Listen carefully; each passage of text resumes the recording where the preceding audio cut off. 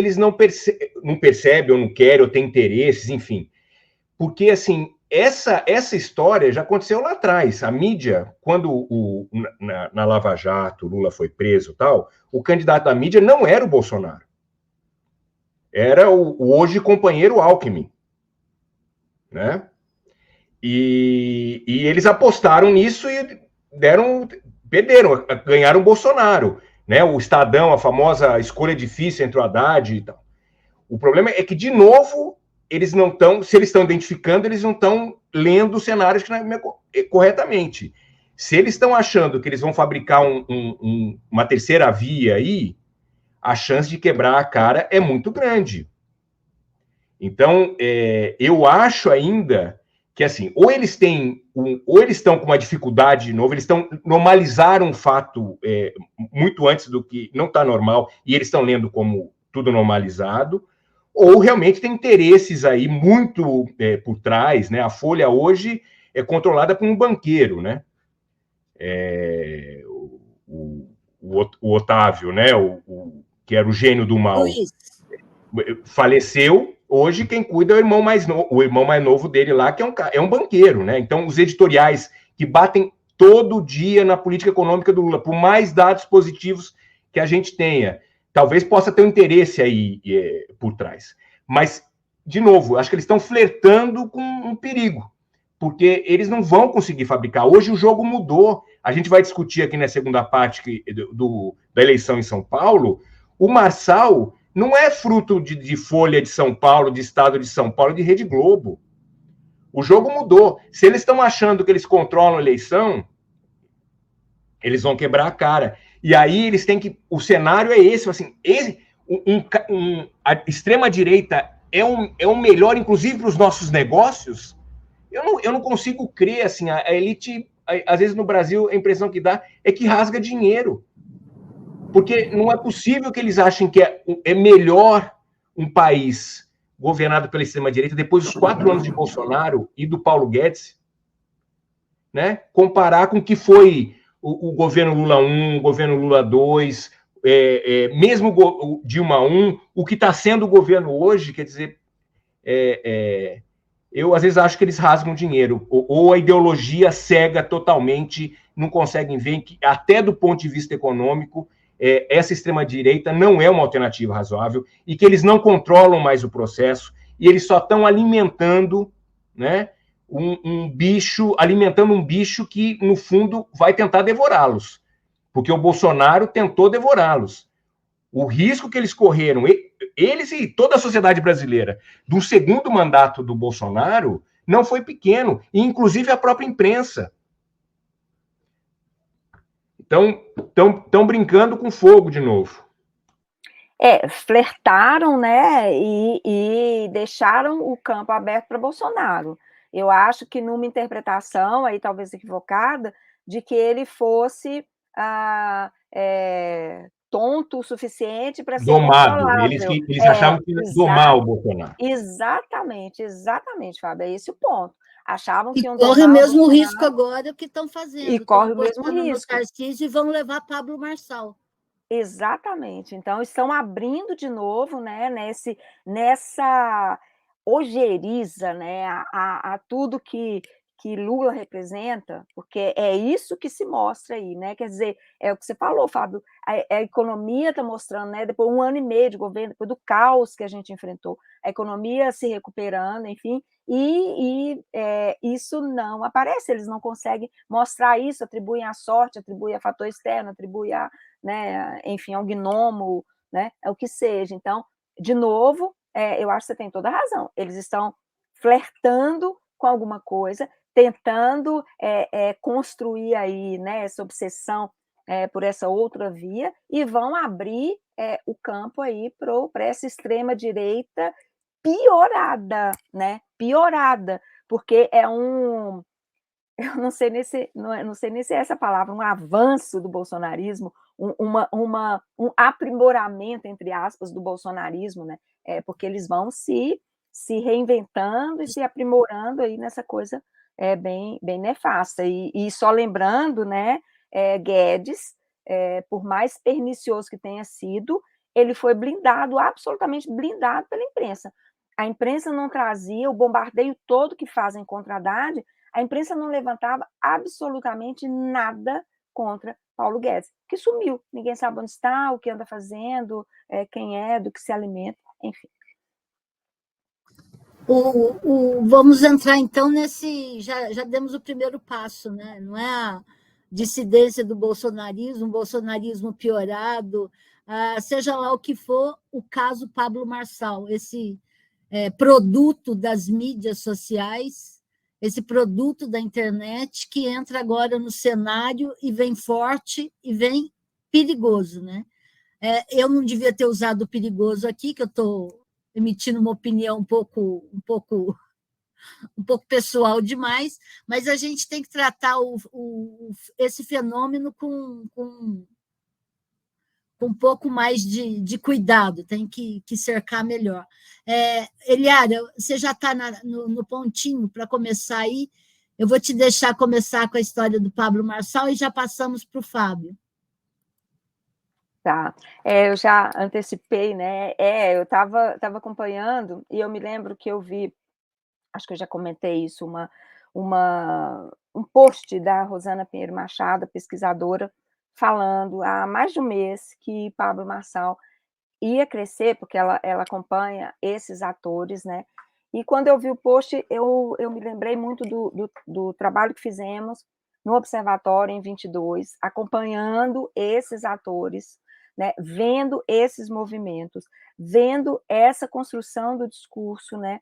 E como isso era potente, e como isso era contínuo, né? Porque não é, de novo, não é uma coisa só durante a campanha, esse é um trabalho, né? Um trabalho que é feito de modo assim, de modo contínuo, né? E essa questão do Marçal, né? Ele entra, e a Rosana comentava exatamente isso, que ele tem uma entrada, né? É exatamente o que o Datafolha mostrou ontem, entre brancos, a periferia, evangélicos, brancos, pardos, evangélicos, a periferia, né? E o discurso que ele traz do empreendedorismo, e aí eu vou contar um casinho, assim, só para a gente entrar na conversa. Eu estava no interior da Bahia, né? Não era praia, terra lá dos parentes, e claro, e há, assim, ainda que a Bahia, né, seja bastante pró-Lula, né, mas há sempre as dissidências, e esse assunto, né, do Marçal, ele já estava ali nas várias rodas, né, e um ponto me chamou muita atenção, que era esse discurso, né, várias pessoas falando, nossa, mas ele é empreendedor, o discurso do empreendedorismo, o cara é um golpista, o cara é um charlatão, o cara... Não, ele é um empreendedor. Eu falei, gente, mas não é possível, né, isso. Então, assim, para a gente, né, dar aqui o pontapé inicial, para a gente ir entrando na questão, acho que que é um ponto para a gente pensar essa construção contínua, né,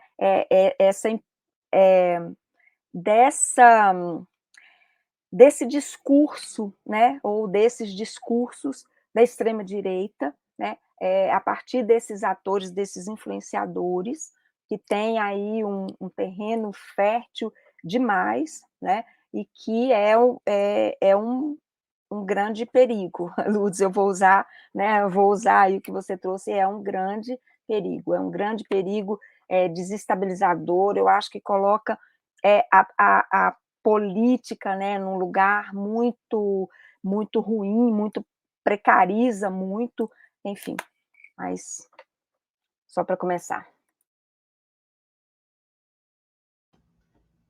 Fábio, está com você. Então, esse também, quando vocês me convidaram, eu sabia que esse era o nosso segundo tema, e eu fiquei pensando, assim, tem várias entradas possíveis aí, né, para a gente analisar essa coisa desse Marçal, né? Agora, assim, eu vou entrar por uma coisa mais eleitoral, né?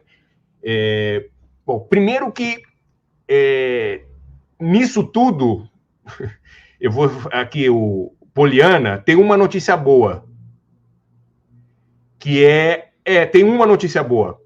O Bolsonaro, pela primeira vez, tem alguém da extrema-direita rachando a família, rachando ele, ou seja, dividindo o poder com ele. Tanto é que tem notícias aí falando que o Bolsonaro resolveu apoiar o Nunes porque percebeu o potencial desse cara e sendo uma ameaça à liderança dele, né? Então, tem um racha aí. E esse racha pode beneficiar a candidatura do Boulos, né? Eu também ouvi falar que o pessoal do Boulos até prefere esse Marçal ao Nunes. Por quê? Porque ainda se tem uma expectativa que tenha, vamos dizer, moderados entre os eleitores do Nunes. O Nunes não indo para o segundo turno, há um potencial para se tentar atrair esse eleitor para a campanha do Boulos, né? Então, do ponto de vista estritamente eleitoral, essa pode até não ser uma notícia tão ruim para a candidatura do Boulos, né? O Boulos poderia aí chamar esse eleitor do Nunes num eventual segundo turno com o Marçal. Então, depois de trazer notícias boas, Lourdes, ou brincar de poliana aqui, é uma pena, né, que figuras como essa, né, tenham uma projeção, né? As denúncias que apareceram dele de condenações, né? A gente não precisa nem o suposto crime, ele foi condenado.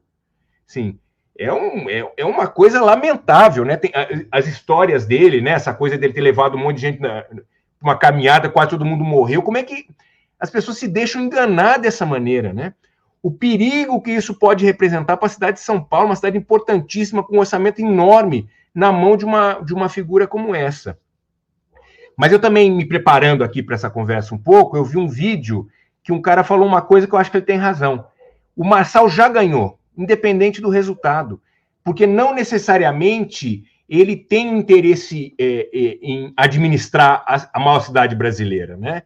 Ele tem ali de alimentar os negócios dele. Então, as eleições viraram uma oportunidade de ele se projetar mais ainda, né? Enganar mais pessoas ainda, né? Então, de novo, Lourdes, eu estou tentando aqui, de um lado, do ponto de vista eleitoral, pode sinalizar vamos dizer assim, positivamente aí para uma campanha, para o Boulos, que representa um nome mais progressista, etc. Mas, né, a gente não pode deixar de lamentar que tem espaço, né? E você não duvida mais que seja possível. Porque há uns anos atrás, uma figura como essa ia ficar folclórica, sei lá, o novo Tiririca, tal, e pronto. Mas depois que o Bolsonaro se elegeu, a gente começa a não se surpreender mais que figuras como essa, que o Bolsonaro é tão ruim. O Bolsonaro talvez seja menos... O Bolsonaro é uma versão Marçal 1.0, né? O Marçal, pelo jeito, tem umas técnicas 2.0. Mas os dois são tão perigosos, lamentáveis, né? Nenhum compromisso com a democracia, com a população brasileira, tal. É um processo que a gente viu que se tornou possível, né? Até uns anos atrás, a gente não levava a sério isso, porque a gente não acreditava que esses extremistas pudessem ganhar eleições, principalmente em eleições de segundo turno. Nós, cientistas políticos, acreditávamos que as instituições seriam capazes de barrar esse tipo de candidatura, né? O sistema eleitoral seria capaz, né? Um sistema eleitoral em segundo turno é justamente prevenir esse tipo de cara. O que aconteceu na França, né? A extrema-direita na França, toda a eleição agora está ameaçando ganhar, mas o segundo turno consegue barrar. A gente não conseguiu, o Bolsonaro ganhou a eleição, numa eleição muito atípica lá atrás, né? Com o Lula preso. Depois não ganhou com o Lula solto, né? Então, me agarrando um pouco nisso, eu acho que ainda há uma expectativa, talvez as chances de barrar esse cara do ponto de vista eleitoral tenham até melhorado, mas somente o fato de esse cara tá no jogo e ter aí ganhando essa importância, subindo nas pesquisas, é lamentável, é muito ruim, mas ao mesmo tempo, de certa forma, não surpreende tanto, porque o Brasil inteiro já caiu no conto do vigário, que foi o Bolsonaro.